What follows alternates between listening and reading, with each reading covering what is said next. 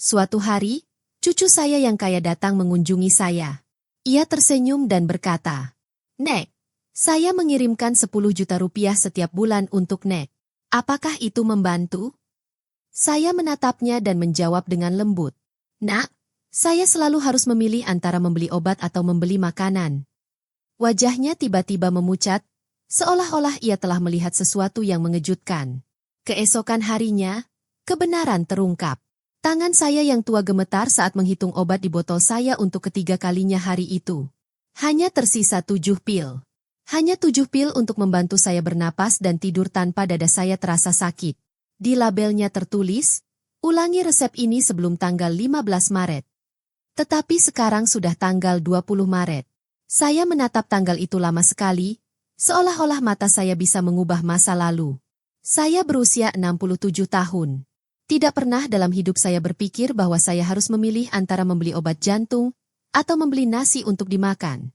Saya tinggal di sebuah rumah kontrakan kecil di lantai 2 sebuah gang buntu. Setiap kali angin bertiup, dinding dan jendela kayu berderit. Uang pensiun janda yang kudapat setiap bulan hanya cukup untuk membayar sewa dan iuran warga. Setelah itu, hanya tersisa sedikit untuk makan dan kebutuhan sehari-hari. Di atas meja tuaku yang reyot, tergeletak sebuah amplop bergaris merah. Isinya adalah peringatan terakhir dari perusahaan listrik. Amplop itu berbunyi jika aku tidak membayar, listrik akan diputus. Listrik tak peduli tua atau lemah. Listrik hanya menyala saat tagihan lunas. Hari itu, aku memasak mie instan untuk makan siang. Tanpa telur, hanya mie polos.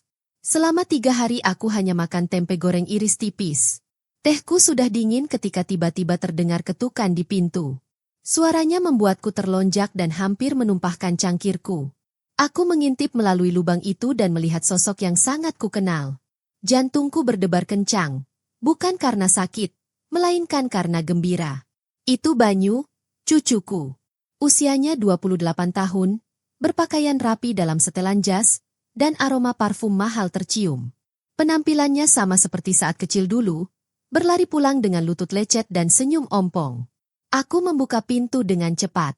Ia memelukku erat. "Nenek," sapanya hangat. Bibirnya tersenyum, tetapi matanya mengamati sekeliling dengan saksama. Ia melihat ruang tamuku yang kecil dan lusuh, kipas angin yang rusak, kulkas yang berdengung, dan map-map tagihan yang belum dibayar yang kucoba sembunyikan. "Nenek kelihatan lelah." "Nek," bisiknya. "Begitulah kalau sudah tua," jawabku sambil tertawa. "Mau teh? Mungkin biskuit? Kurasa masih ada." Ia mengangguk dan duduk. Ketika aku berbalik ke dapur, tatapannya tertuju pada botol-botol obatku yang berjejer di meja. Ia mengerutkan kening. "Nenek, apa Nek minum semua ini setiap hari?" tanyanya. "Begitulah jadinya kalau sudah tua." Aku terkekeh, tetapi suaraku terdengar parau. Banyu melihat sekeliling lagi. Kali ini ia seperti melihat segalanya untuk pertama kalinya. Dinding yang pudar, kulkas yang kosong, sayuran yang layu, dan setengah galon air di dalamnya. Ia mendesah panjang. "Nek, 120 juta rupiah yang kukirim setiap bulan. Apakah itu cukup untuk semua ini? Obat-obatan, listrik, makanan?" Aku membeku. Kursiku tiba-tiba terasa seperti tak berkaki. "Apa?" bisikku. Wajahnya memucat. "Nek, selama 8 bulan terakhir saja, aku telah mengirim 960 juta rupiah. Selama hampir 2 tahun, jumlahnya menjadi 2,88 miliar rupiah. Aku mengirimkannya kepada Dian, menantu perempuanmu. Ia bilang itu untuk perawatanmu.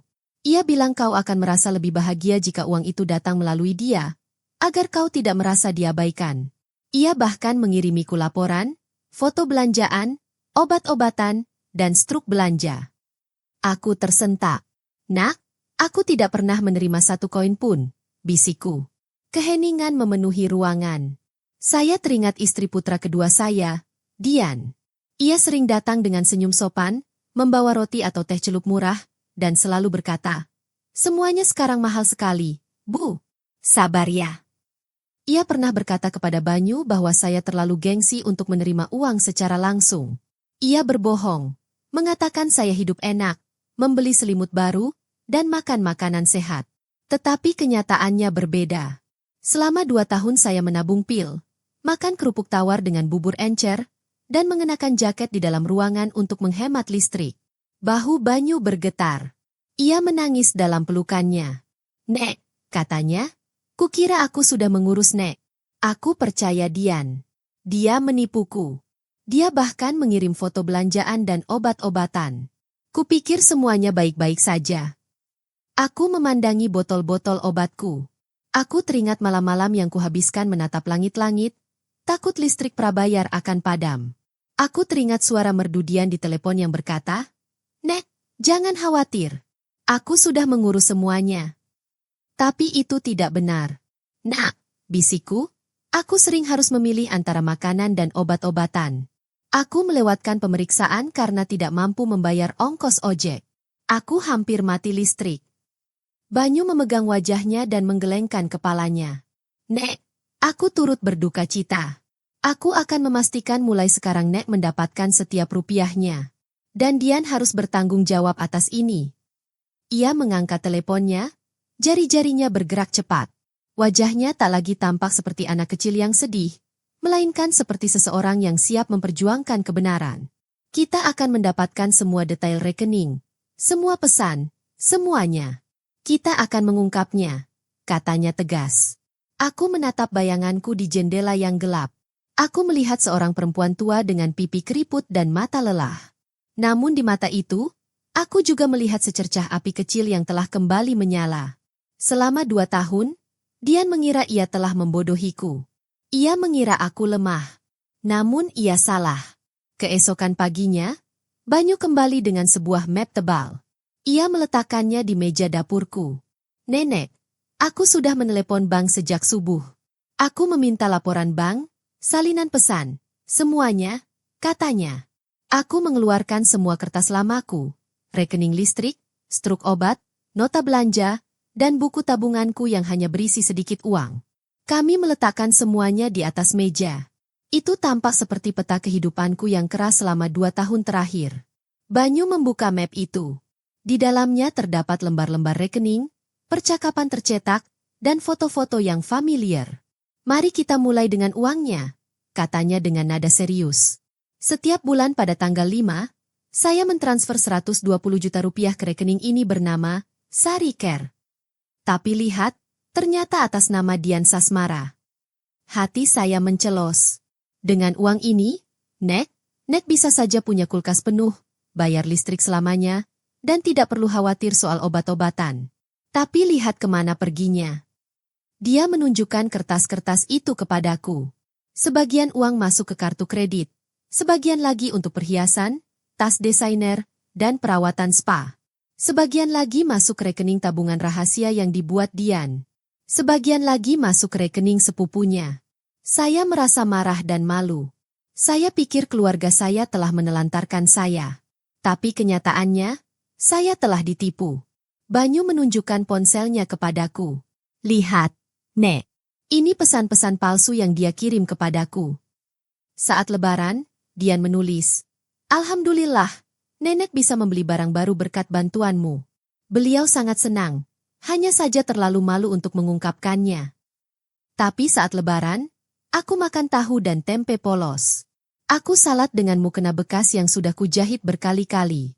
Pesan lain berbunyi, 'Aku membawa ibu ke dokter spesialis jantung hari ini. Kondisinya memang mengkhawatirkan, tapi berkat uangmu, beliau mendapatkan perawatan yang baik.' Aku menggeleng. Aku sudah lebih dari setahun tidak ke dokter spesialis jantung. Kalau butuh obat, aku tinggal ke klinik murah. Kadang aku bahkan minta setengah dosis supaya lebih tahan lama," kataku lirih. Banyu meremas tanganku. Telapak tangannya hangat, telapak tanganku dingin. "Nek," katanya, "dia berbohong tentang segalanya. Dia bahkan memotret rumahmu, rak obatmu, kursimu, dan mengeditnya agar terlihat seperti dia yang membelikanmu barang. Dia benar-benar menipuku." Aku ingat bagaimana Dian selalu suka memotret setiap kali datang. Kupikir dia hanya suka mendokumentasikan sesuatu. Tapi sekarang aku tahu dia sedang mengatur panggung untuk menipu cucuku. Banyu membalik halaman lain.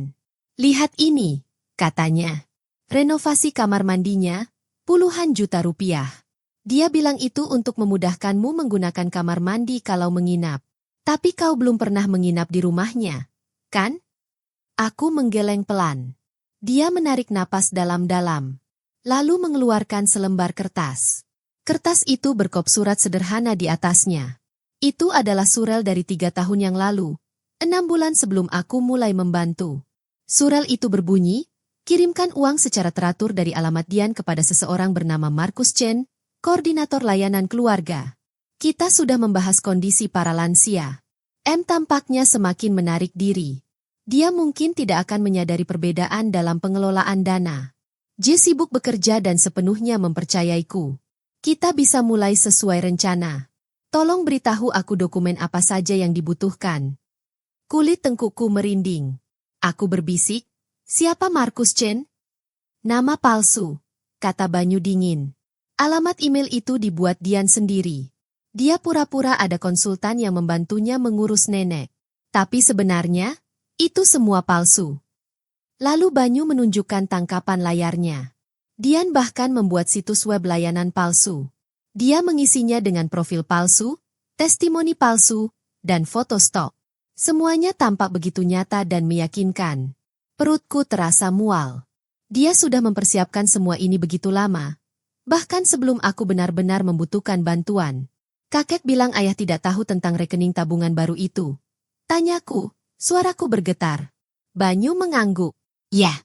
Dian membuka rekening itu atas namanya sendiri. Ayah tidak tahu.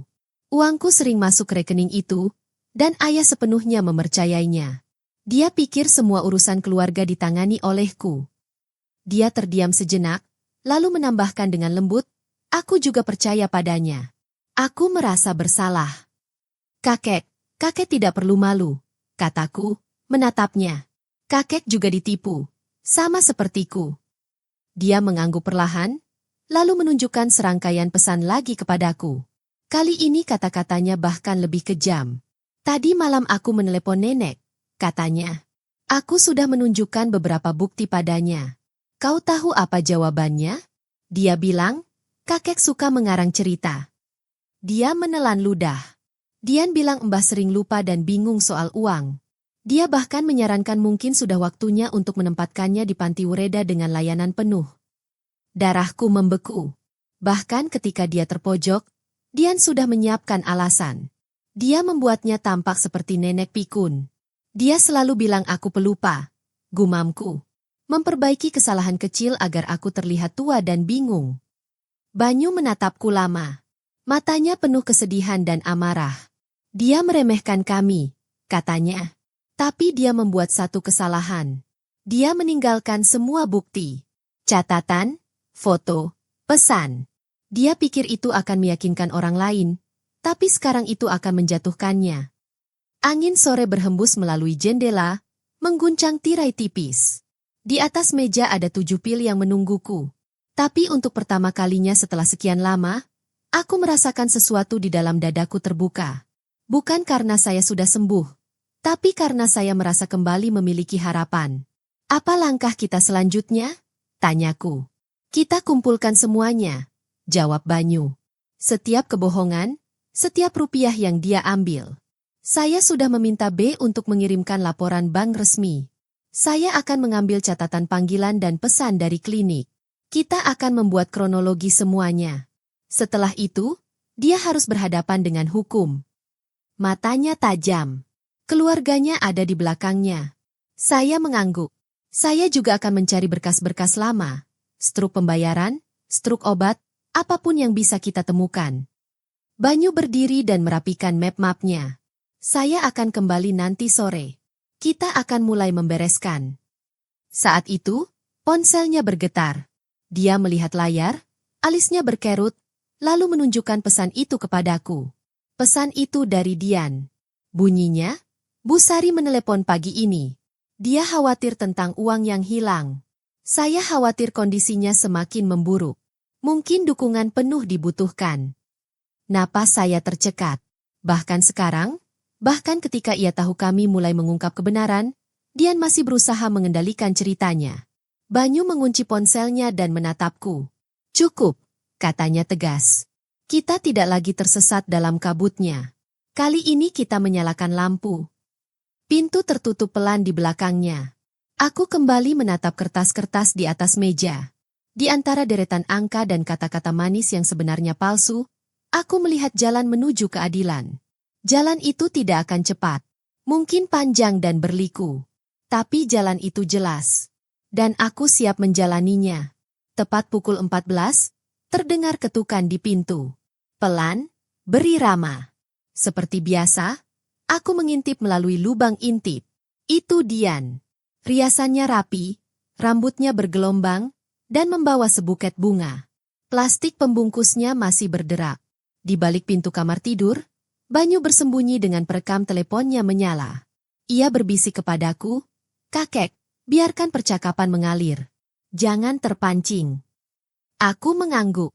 Jantungku berdebar kencang di ujung jariku. "Assalamualaikum," kata Dian manis, suaranya bagai sirup. Ia menempelkan pipinya ke pipiku tanpa benar-benar menyentuh. Kini aku sadar itu hanya rasa sayang yang palsu. Ia meletakkan bunga-bunga di atas meja dan duduk di kursi kesayangannya, bergerak seolah ia pemilik tempat itu. "Kemarin ibu meneleponku," katanya dengan lancar. "Ibu bingung," katanya sedang mengambil teh dari kantong besar. Aku membawakan teh untuk Kamil agar menenangkannya. Aku menahan diri. "Mungkin begitu," kataku, berpura-pura terdengar ragu. "Tapi aku ingat Banyu bilang uang dikirim kepadamu setiap bulan." Senyumnya mereka sesaat sebelum kembali melembut.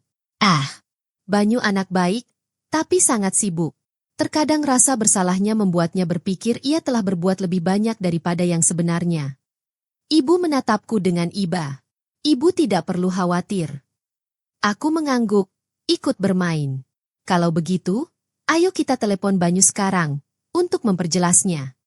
Kepanikan terpancar di matanya. "Jangan ganggu dia saat dia bekerja," katanya cepat. Pagi ini dia bahkan menghubungiku, menanyakan kesehatan ibu. Dia khawatir ibu kebingungan. Dia mengeluarkan ponselnya dan menunjukkan pesan-pesan WhatsApp kepadaku. Hanya dia yang menulisnya. Tidak ada balasan dari Banyu. Dia bergumam, "Aku akan mengiriminya pesan lagi setelah kunjungan ini. Kondisi ibu sedang menurun. Kita perlu mempertimbangkan untuk meminta bantuan lebih lanjut." Kata-kata itu membuatku merinding, tetapi aku tetap tenang. "Kamu benar-benar perhatian, Mita," kataku. "Merawat orang tua seperti ini pasti sulit." Dia mendesah dramatis. "Memang sulit. Tapi keluarga ya keluarga. Biayanya bisa 60-70 juta beberapa bulan. Apalagi kalau ada keadaan darurat medis." Aku menatapnya polos. "Keadaan darurat apa?" "Aku tidak ingat." Dia cepat menjawab, "Bulan lalu aku membawanya ke dokter spesialis jantung. Dokternya mengganti obatnya. Aku bahkan membeli alat pengukur tekanan darah." Dia menyentuh tanganku. Kehangatan itu terasa palsu. Aku menggelengkan kepala. Aku tidak ingat sudah setahun lebih tidak ke dokter spesialis. Aku hanya dapat obat dari klinik. Mana alat pengukur tekanan darahnya? Dia membeku sesaat, lalu tersenyum terlalu cepat. "Oh, mungkin kamu lupa.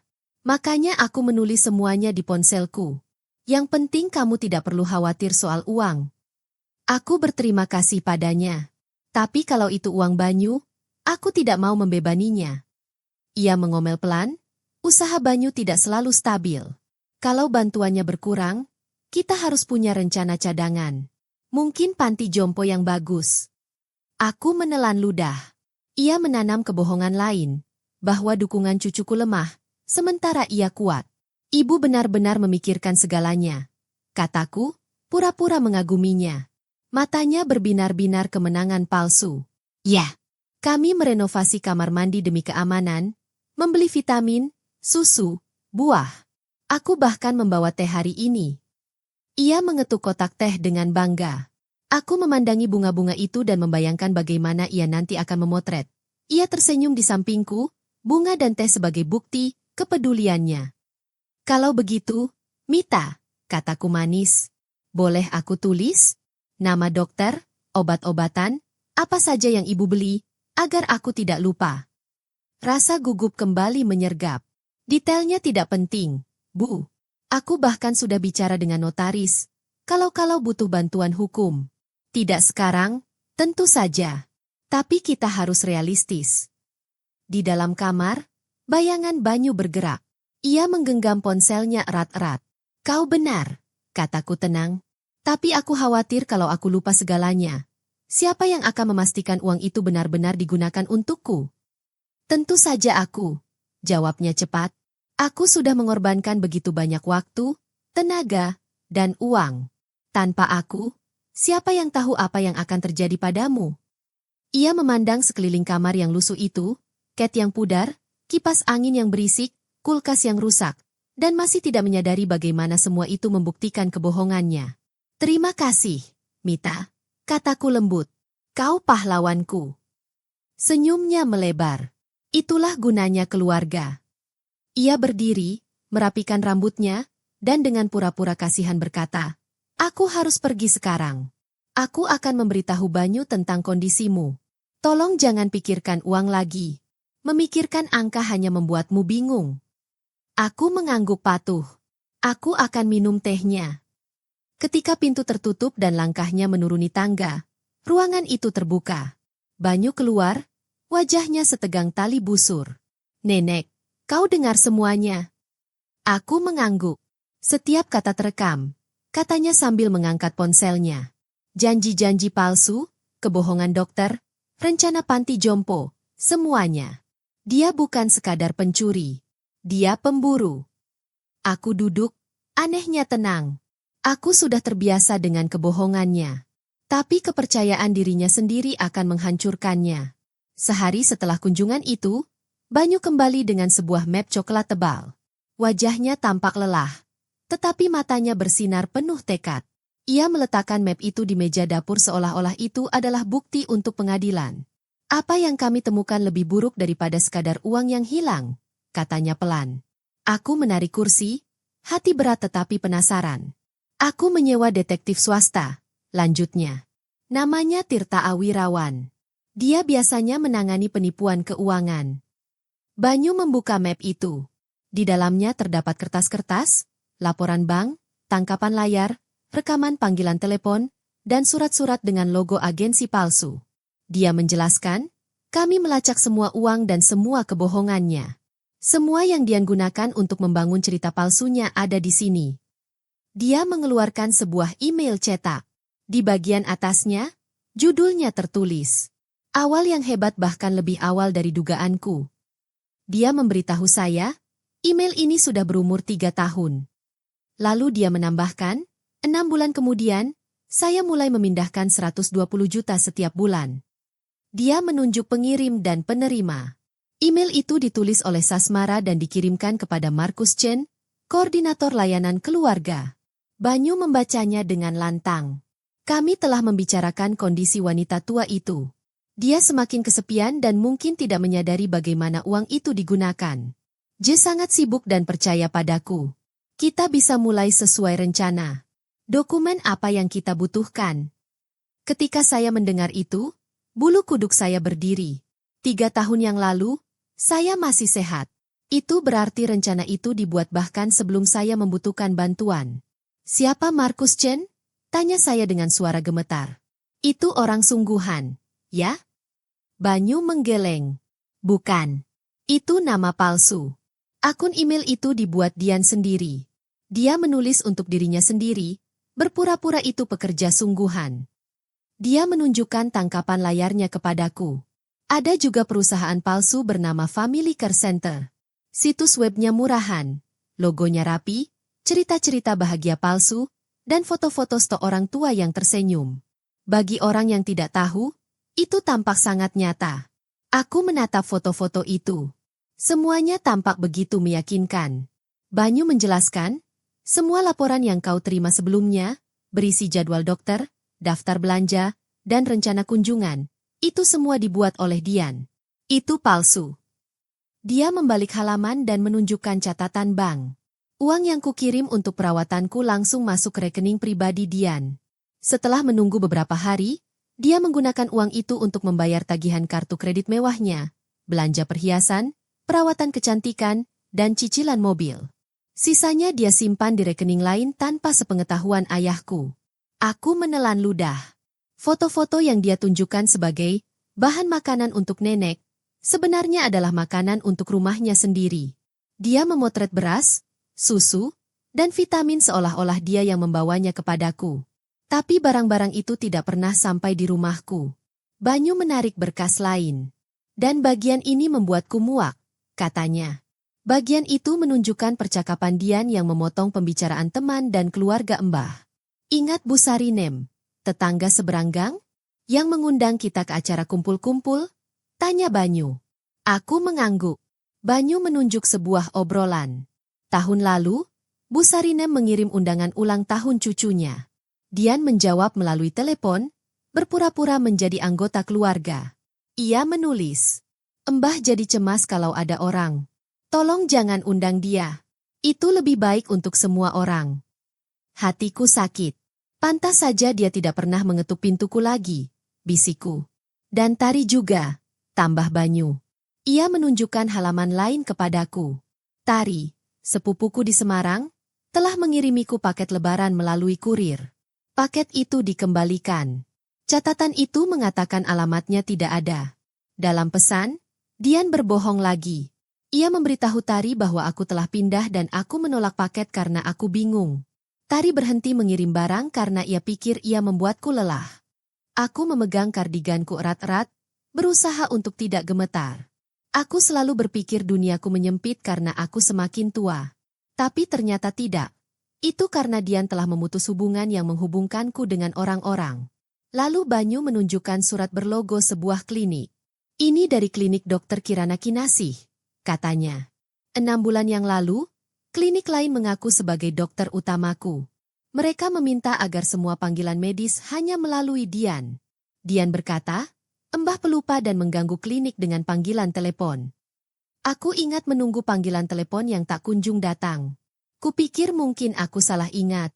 Tapi itu bukan aku, itu kebohongannya. Jadi mereka berhenti menghubungiku? Tanyaku. Ya, kata Banyu. Semuanya melalui dia. Bahkan informasi obat terbaru. Dian mengendalikan informasi itu.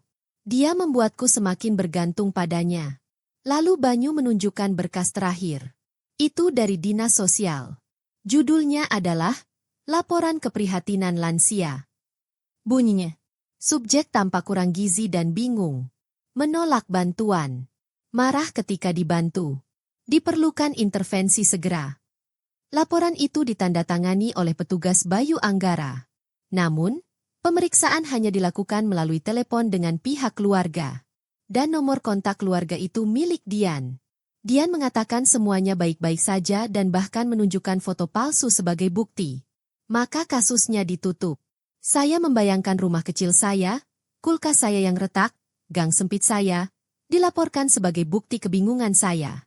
Dan Dian bertindak seperti penyelamat saya. Jika saya bicara, bisik saya, dia hanya akan bilang saya seorang wanita tua yang berhalusinasi. Mata Banyu berbinar tetapi tetap teguh. Dia sedang mempersiapkan segalanya, bahkan untuk mengambil perwalian. Dia mungkin akan memindahkanmu ke panti jompo. Kemudian dia akan sepenuhnya mengendalikan kakek dan semua uangnya. Kebenaran itu merasuk jauh ke dalam tulang belulang saya. Itu bukan sekadar kecurangan. Itu adalah rencana yang matang untuk mengambil alih hidup saya. Namun kemudian, perasaan lain tumbuh dalam diriku, bukan sekadar rasa takut. Dia melakukan kesalahan, kataku dengan mantap. Kesalahan apa? Tanya Banyu. Dia pikir aku tak punya suara. Dia pikir aku lemah. Tapi dia lupa bahwa aku masih mengingat banyak hal. Dan dia lupa bahwa kau, Banyu, belajar dengan cepat. Banyu mengangguk. Rahangnya mengeras. Kami duduk berhadapan dengan meja yang penuh kertas. Di luar, anak-anak bermain di gang. Di dalam, kami menyusun rencana. Rencananya sederhana. Kami akan membiarkan Dian terjebak dalam kebohongannya sendiri. Aku akan memerankan peran yang diceritakannya kepada semua orang. Seorang nenek yang pelupa dan bingung. Ketika Dian berkunjung beberapa hari kemudian, aku menyambutnya dengan kebingungan yang lebih dalam. Mita, uang apa itu kemarin? Atau mungkin mimpi? Apa kita bicara soal uang? Matanya berbinar penuh kemenangan. Dia mengeluarkan ponselnya, membuka perekam suara, dan berbisik. Ibu sedang bingung. Dia bertanya tentang hal-hal yang tidak ada. Dia butuh lebih banyak dukungan.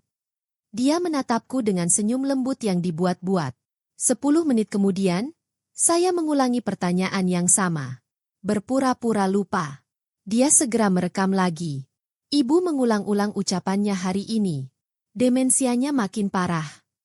Ia mengirimkan rekaman audio itu kepada Banyu disertai foto bunga dan teh. Namun, ponsel Banyu diam-diam merekam tindakannya melalui pintu. Langkah kedua, Banyu mengirim pesan teks kepadanya, menanyakan detail lebih lanjut. Mita, obat apa yang ibu berikan kepada ibu? Berapa dosisnya? Dokter yang mana? Tolong beritahu aku agar aku bisa menyiapkan uang untuk bulan depan. Umpannya berhasil. Malam itu, Dian mengirimkan daftar panjang. Ia bilang dokter menggandakan obat jantungku, seorang fisioterapis meminta alat, dan bahwa pemeriksaan tekanan darah mingguan dilakukan di rumah. Ia bahkan mengirimkan foto monitor tekanan darah. Namun, lantai di foto itu berlantai keramik mengilap, jelas rumahnya sendiri. Keesokan harinya, ia menambahkan lebih banyak kebohongan. Kemarin, ibu dibawa ke UGD karena sakit kepala. Saya membaca itu sambil melihat kipas angin langit-langit lama saya. Kemarin, saya seharian di rumah menjahit bantal. Tidak ada yang datang. Kebohongannya semakin menjadi-jadi. Dan kami membiarkannya berlari lebih cepat. Langkah ketiga, saya terhubung kembali dengan orang-orang yang telah ia putuskan. Saya menelepon Bu Sarinem. Suaranya hangat. Oh, Sari. Kukira kau tak mau datang lagi. Keluargamu bilang kau mudah bingung di keramaian. Saya memejamkan mata. Siapa yang bilang begitu, Bu? Keluargamu, waktu saya mengundangmu tahun lalu. Tidak, Bu. Saya tidak pernah bilang begitu. Kalau kau masih mau, saya ingin sekali minum teh denganmu lagi. Ia tertawa gembira. Tentu saja. Saya akan membuat pisang goreng. Sore itu, saya menelepon Tari di Semarang. Ia terdengar ragu. Saya mengirimimu paket lebaran tahun lalu, tapi kurirnya mengembalikannya. Lalu seseorang bilang kau pindah dan mudah bingung. Tari, bisikku, aku tak pernah pindah. Aku tidak bingung. Seseorang memotong pembicaraan kita. Keheningan menyelimuti ruangan. Lalu ia mendesah panjang.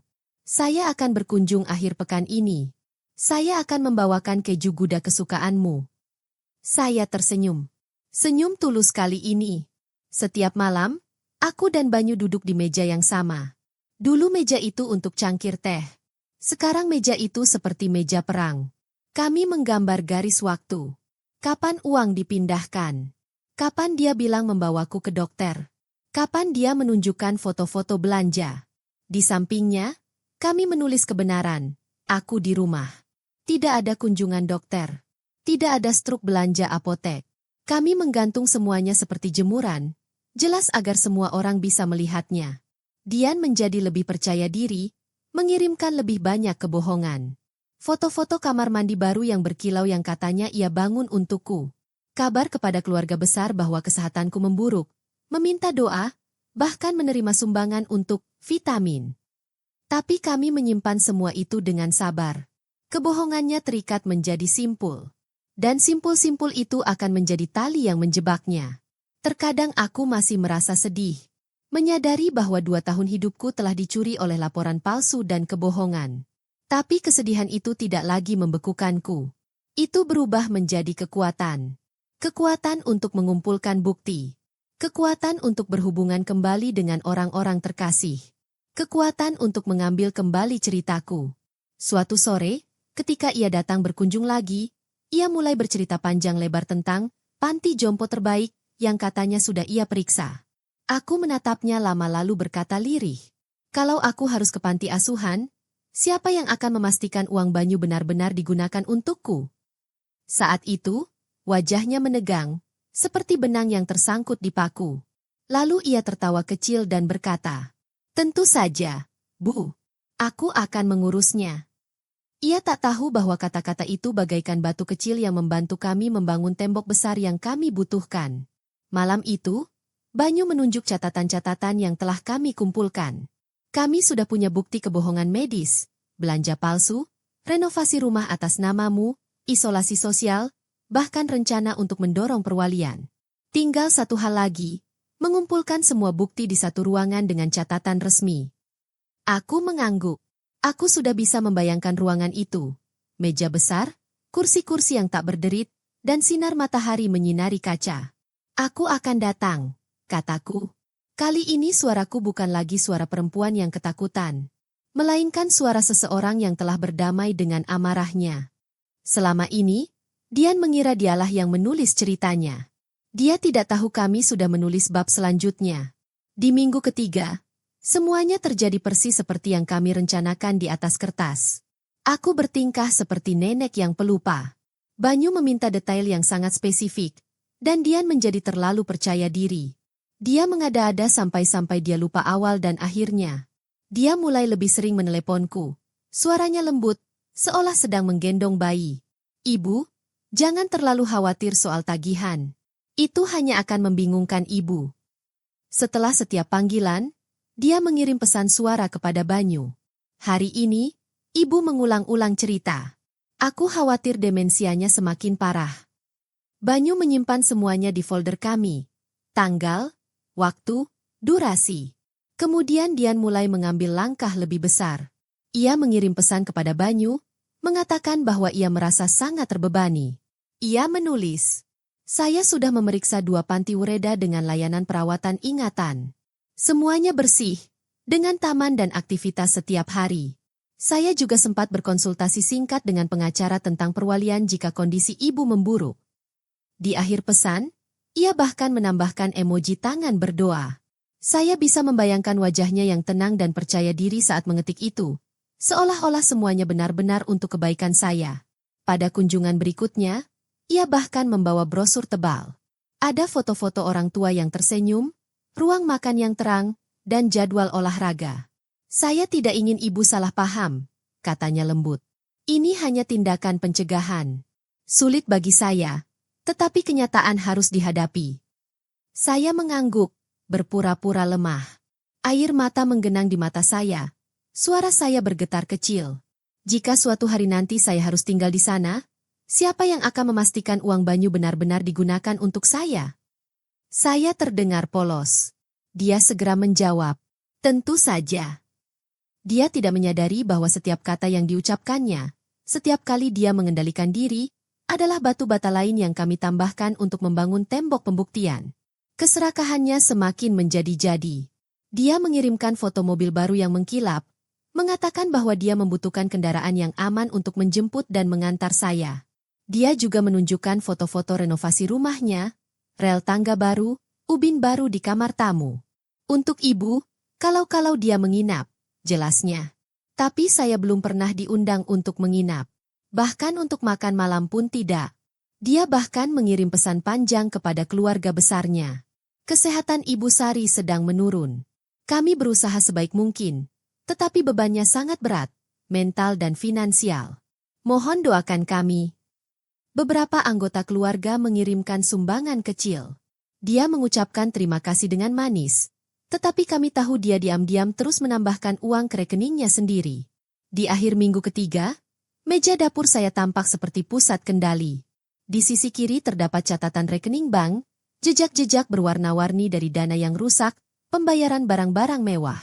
Di sisi kanan terdapat dokumen komunikasi, surat-surat dari Ibu Sarinem dan Tari yang menjelaskan bagaimana mereka pernah diblokir untuk menghubungi saya. Di tengah terdapat ringkasan medis dari Dr. Prakirana Kinasih, yang menyatakan tidak ada kunjungan spesialis dan tidak ada perubahan pengobatan dalam setahun terakhir. Ada juga catatan panggilan masuk yang dialihkan ke nomor Dian.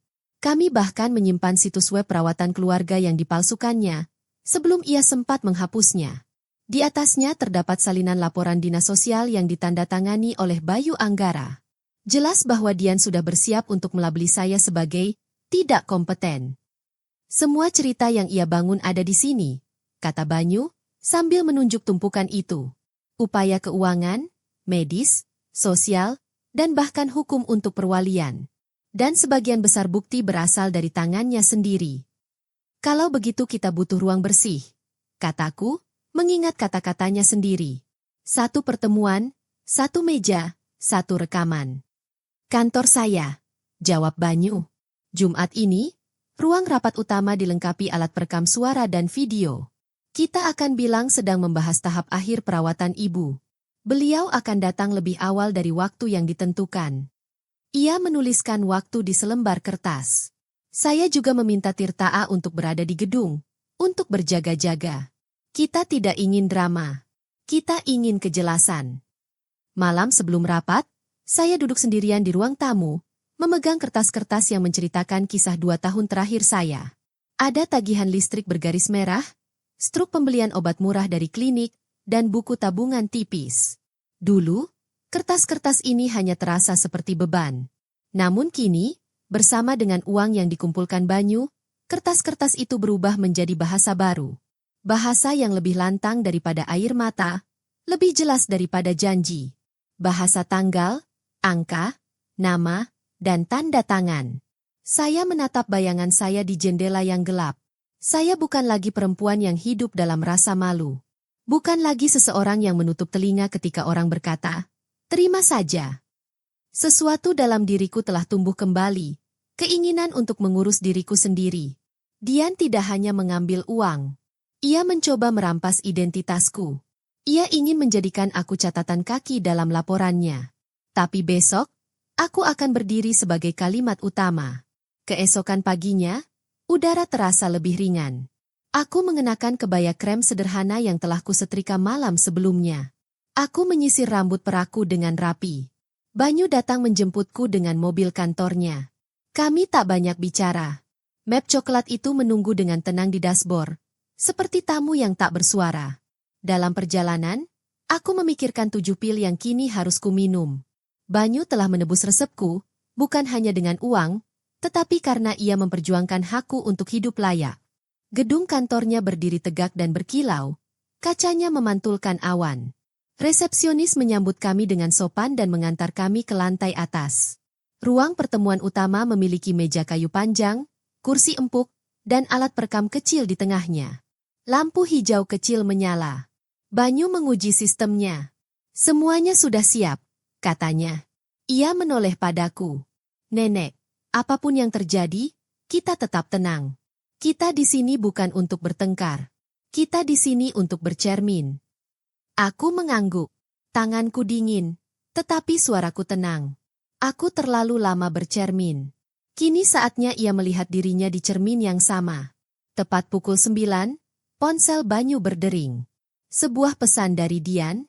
Saya sudah di lobi. Bolehkah saya naik? Banyu membalas, selamat datang.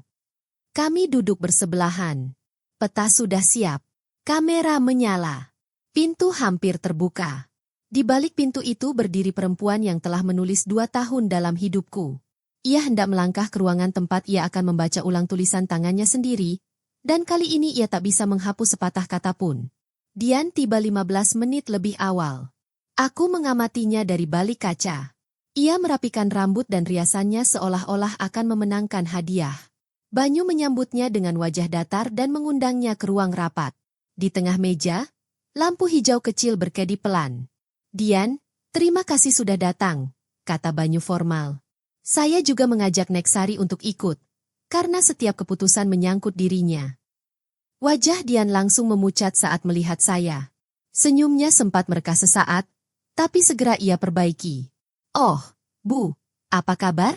Apa Ibu cukup kuat untuk rapat yang panjang? Tanyanya, suaranya terdengar khawatir palsu. Saya duduk tegak. Menatapnya tajam dengan tatapan yang tak pernah ia duga. Sebelum kita membahas tahap akhir perawatan ibu, Banyu memulai, membuka map coklat itu, ibu ingin kita memeriksa catatan keuangan dulu. Ia membentangkan lembaran-lembaran itu, berderet tanggal rapi bak tentara. Setiap hari kelima, 120 juta ditransfer ke rekening yang disebut Dana Peduli Sari. Totalnya, hampir 2 tahun, 88 miliar rupiah. Dan semuanya masuk rekening atas nama ibu, Dian Sasmara, kata Banyu tenang. Dian menelan ludah. Ya, dan kau tahu, semua uang itu untuk kebutuhan ibu, obat-obatan, dokter, belanja, listrik. Biayanya sangat besar. Benarkah? Tanyaku pelan. Kebutuhan apa tepatnya? Ia tergagap. Dokter jantung, terapis, monitor tekanan darah. Kata-katanya terdengar palsu.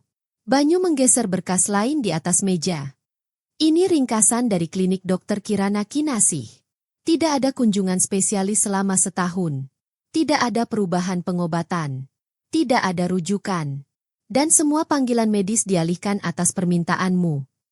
Dian mengerjap cepat. Pasti ada kesalahan. Aku punya dokumennya, kataku, sambil menunjukkan setumpuk email cetak. Itu adalah surat-surat berlogo Family Care Center, ditulis 3 tahun lalu dengan nama palsu yang pernah ia gunakan. Kami bahkan telah menyimpan situs web palsu itu, dengan testimoni palsu, foto stok, dan nomor telepon yang tidak pernah aktif. Tempat itu tidak pernah ada. Dian memalingkan muka, lalu mencoba memelukku. Aku hanya berusaha merapikan administrasi, agar keluarga mengerti, bisiknya. Administrasi yang dulu kau minta empati dan uang. Jawab Banyu sambil menunjuk catatan kartu kredit, belanja butik, cicilan mobil, renovasi rumah. Ini pengeluaranmu. Selalu beberapa hari setelah transfer.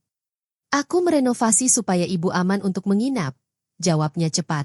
Aku tidak pernah diajak menginap, kataku tenang. Bahkan untuk makan malam pun tidak. Banyu menunjukkan berkas lain, rekaman percakapan dengan Bu Sarinem dan Tari.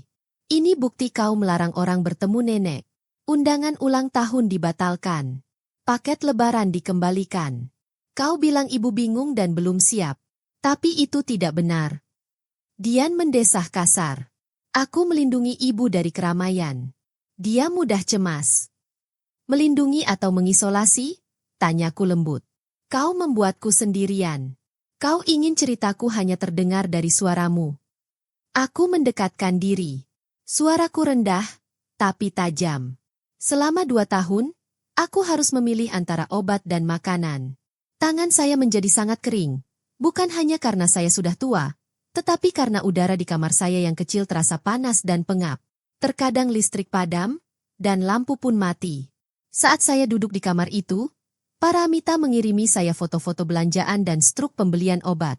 Namun, barang-barang itu tidak pernah sampai ke rumah saya. Banyu, asisten saya, meletakkan berkas lain di atas meja. Ruangan itu terasa semakin berat. Itu adalah laporan dinas sosial bulan lalu. Di dalamnya, Paramita menulis bahwa saya, embah, kurang makan, kebingungan, dan menolak bantuan keluarga. Ia meminta mereka untuk segera turun tangan. Ia ingin mengendalikan hidup saya sepenuhnya. Saya menatapnya tajam. Ia siap mengambil alih segalanya. Paramita menatap kertas itu lama, lalu berbisik, "Aku mengkhawatirkanmu, Bu." "Ibu mengkhawatirkan posisimu," jawabku. "Ibu takut orang-orang berbicara langsung kepadaku. Ceritamu berantakan, seperti kayak tembok yang luntur terkena hujan." Suasana di ruangan itu hening. Hanya suara AC yang terdengar. Paramita menatap saya. Lalu Banyu, berharap menemukan cara untuk melarikan diri. "Baiklah, kalau ini soal uang," katanya dengan suara gemetar, "aku bisa mengembalikan semuanya. Kita tidak perlu mempermalukan keluarga." Banyu duduk lebih tegak di kursinya. Suaranya dingin dan tegas. "Ini bukan sekadar masalah keluarga. Ini kejahatan. Ini mencuri, berbohong, dan menelantarkan lansia. Kita akan melaporkan ini ke polisi dan mengirimkan berkas ini ke dinas sosial. Seluruh keluarga juga berhak tahu, terutama mereka yang kamu minta sumbangan." Aku meraih sebuah amplop. Di dalamnya terdapat banyak surat. Salah satunya dari Ibu Sarinem. Ia menulis bahwa ia dilarang mengunjungiku.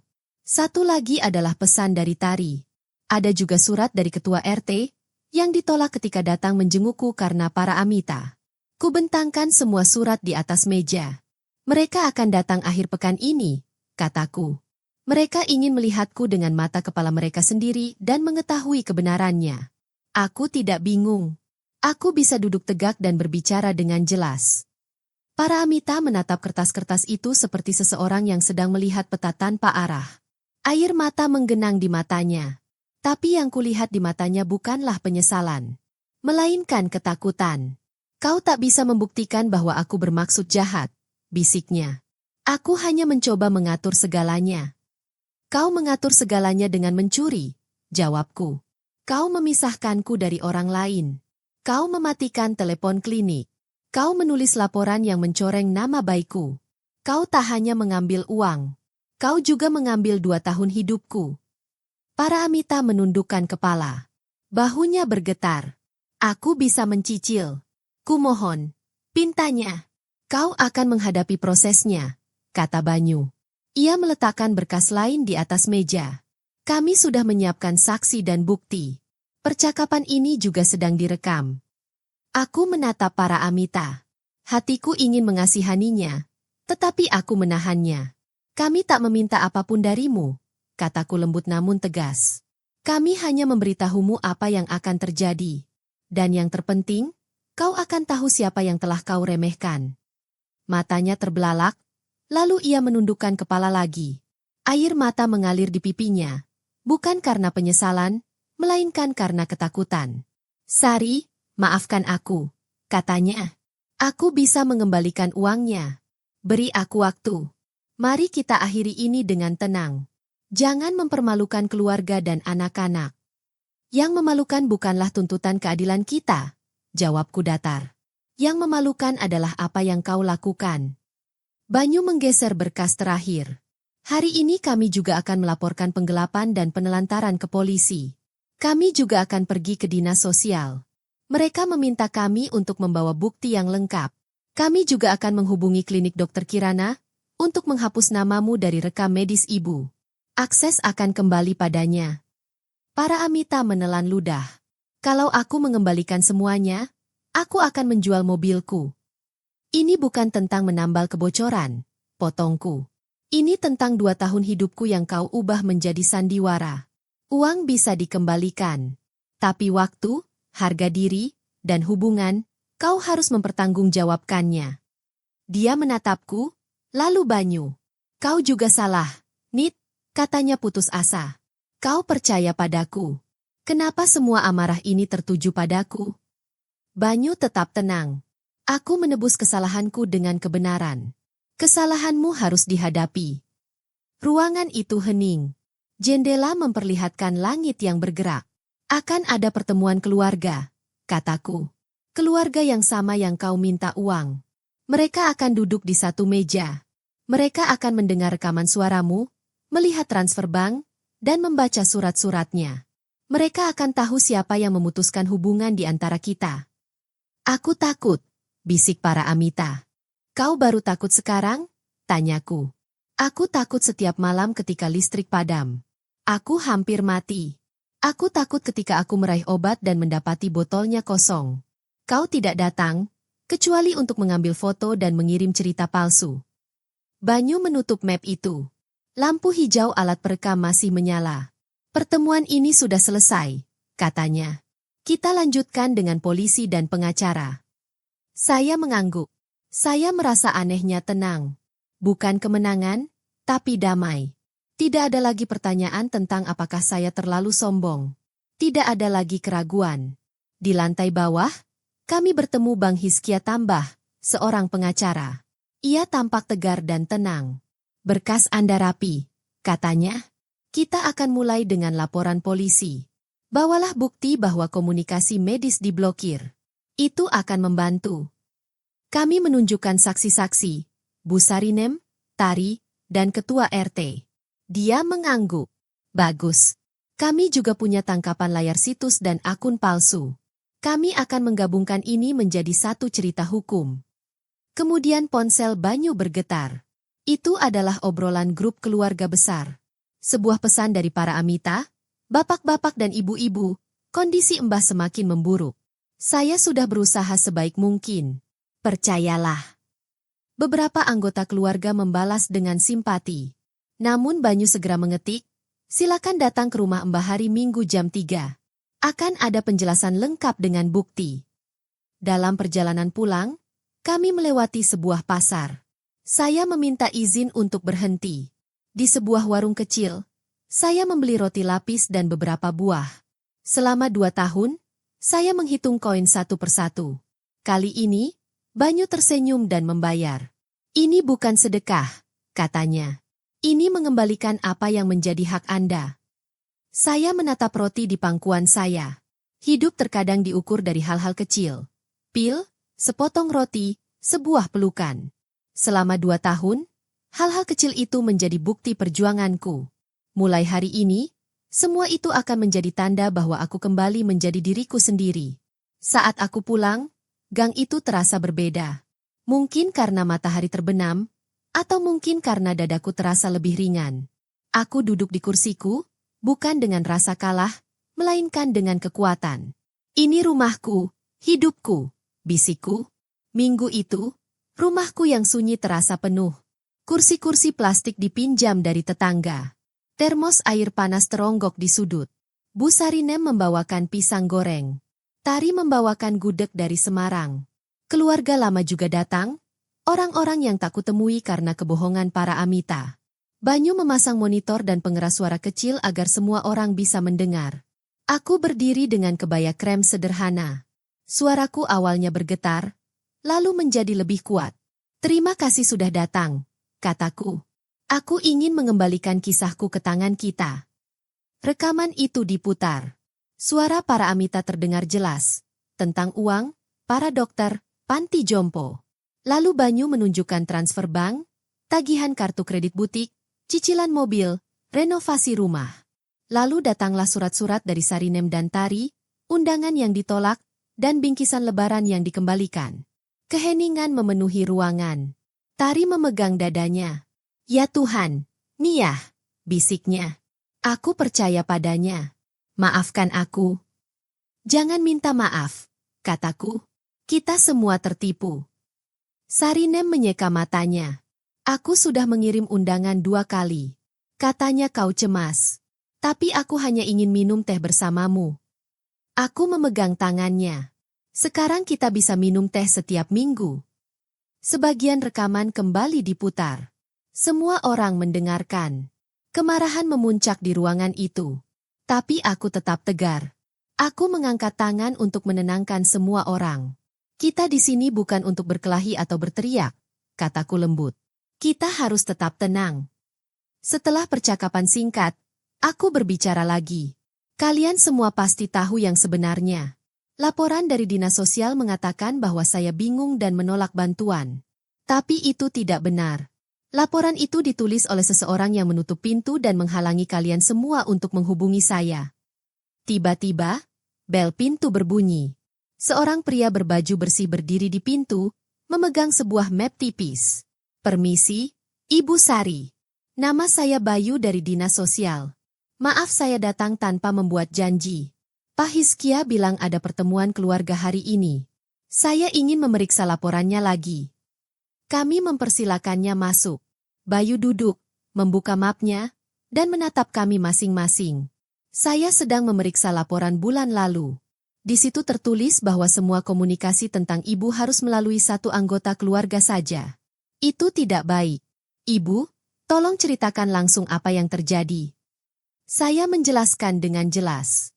Saya bercerita tentang obat-obatan yang harus saya potong setengah untuk menghemat, listrik yang hampir padam, dan panggilan telepon yang tidak pernah sampai ke saya. Banyu memberinya kertas bukti. Bayu mengangguk dan menulis di catatannya. Kami akan memperbarui berkasnya. Mulai sekarang, akses ke ibu harus langsung, tidak hanya melalui satu orang. Kami juga akan memeriksa laporan baru yang Anda berikan.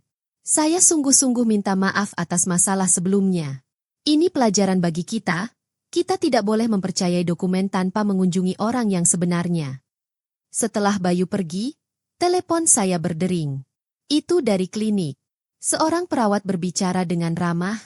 Ibu Sari, ini klinik Dokter Kirana Kinasih. Kami menerima pemberitahuan dari pengacara Anda bahwa Anda sekarang dapat berbicara langsung dengan kami. Bolehkah kami memeriksa nomor telepon Anda dan membuat janji temu untuk minggu depan? Rasanya seperti jendela yang terbuka setelah lama tertutup. Ya, bisik saya. Terima kasih. Suasana di rumah menjadi lebih ringan. Piring bergerak, sendok mengetuk gelas.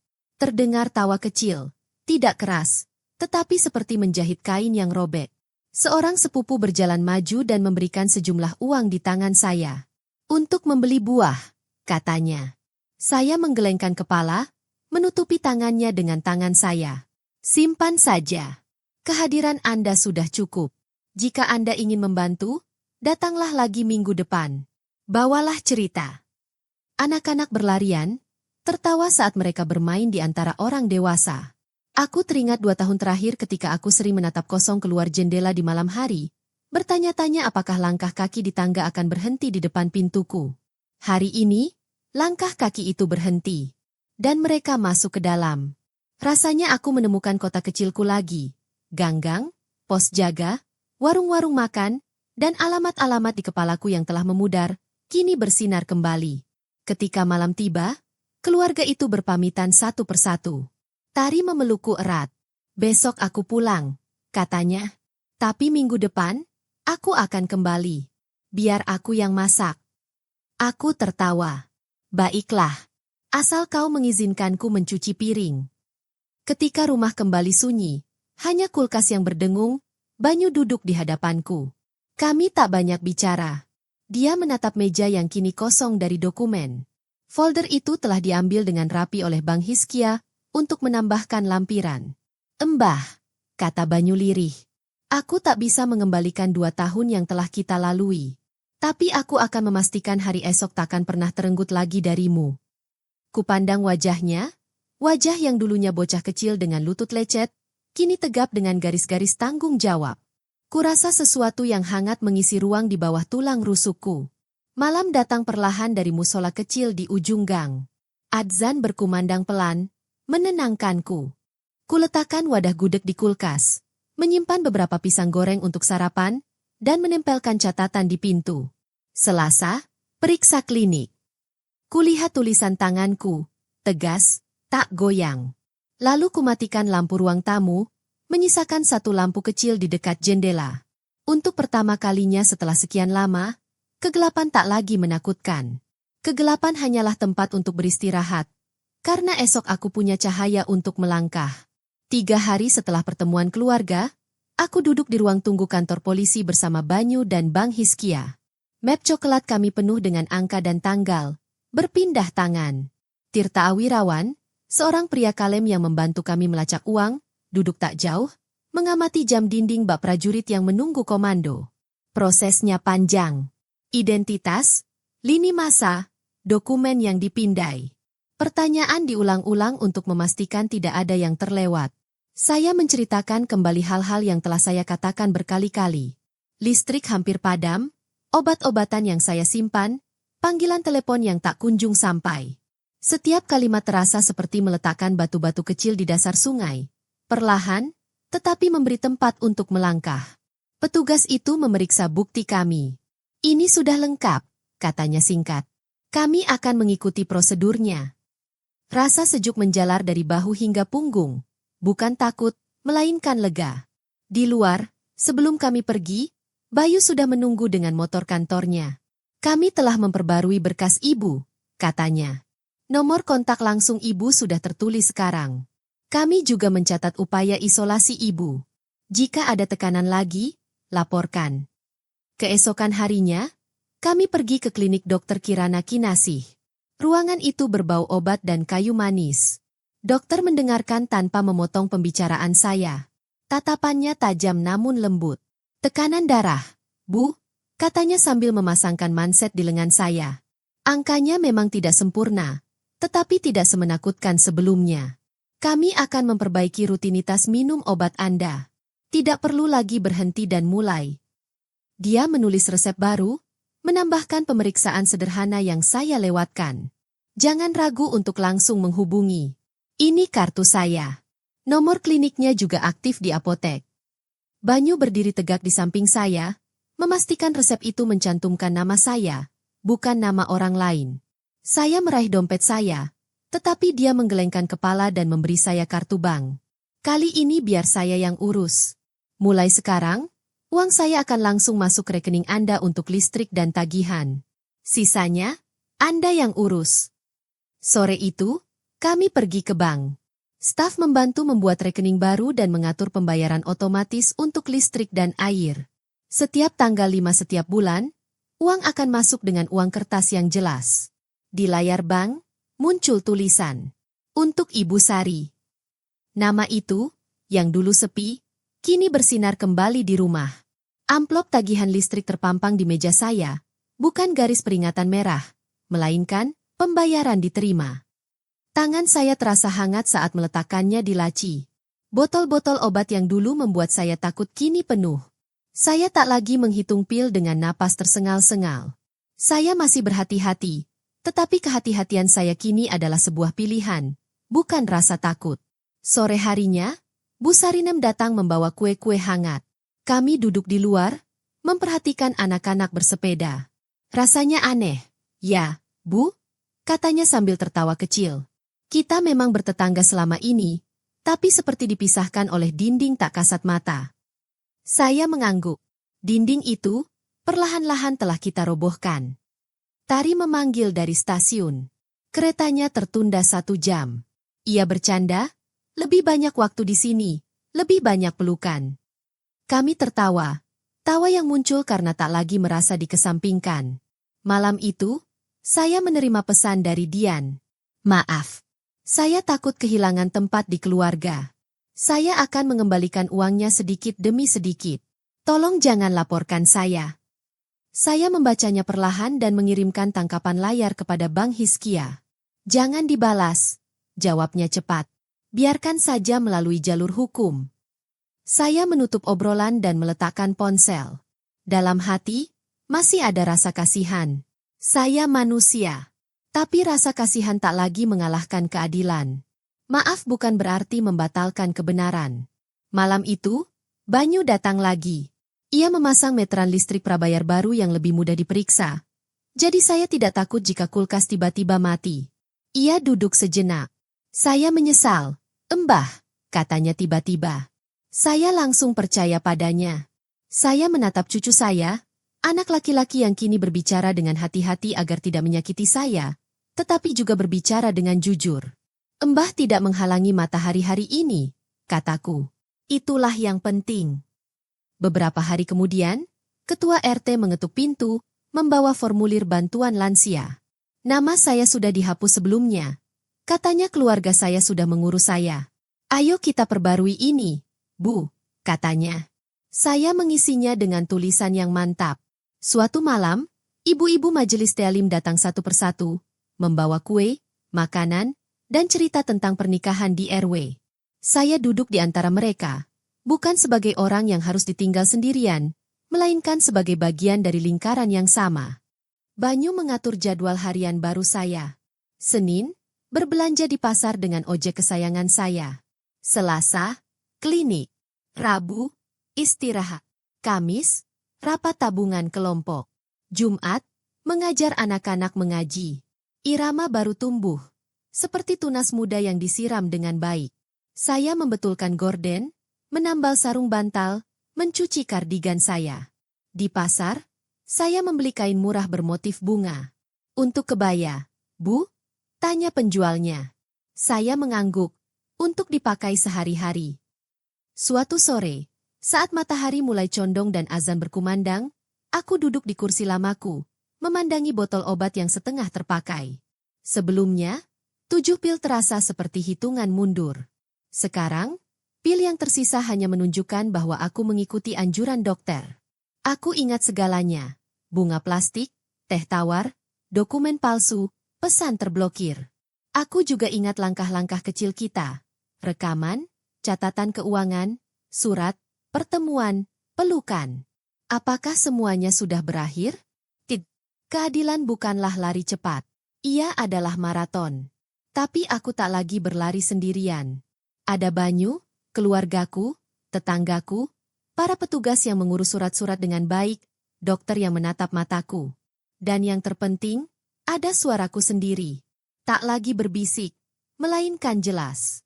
Aku menutup jendela ketika angin malam mulai dingin.